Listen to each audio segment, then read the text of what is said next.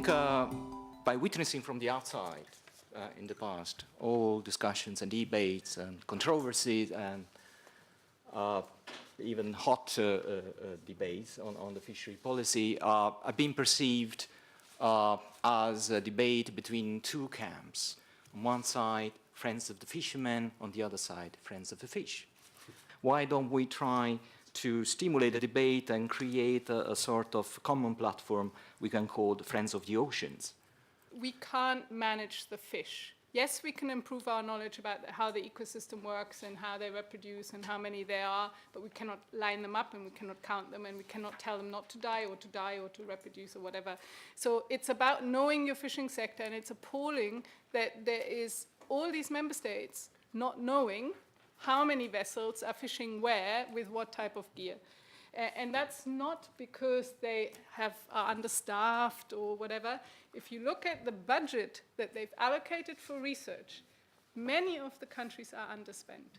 They simply don't want to do that job. Between 1992 and 2008, subsidies, public money, were granted to decrease fishing capacity by 29% in theory, mainly by providing money to scrap vessels. In the same period, technological improvement led the capacity to increase by 14%.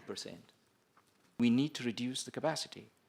We need to better address how we're going to share what is left of the natural resources. And we would like the money to be spent in this perspective: short-term austerity, long-term prosperity. Particularly on capacity, member states had all the freedom in the world to address their problem of overcapacity and have not done so. They will not do it in a regionalized system either. So it needs enforcement, it needs targets, it needs timelines and objectives from the EU.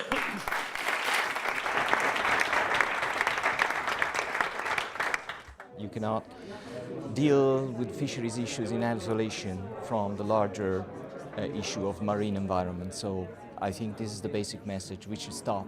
Over the past 25 years, we've been considering fisheries policy in Europe as completely separated from the marine environment. This cannot go ahead anymore, and we should stop this approach, which is a failure. The future is what we already see now, unless we change, which is less fish in the sea and less jobs for the fishing sector and less profits.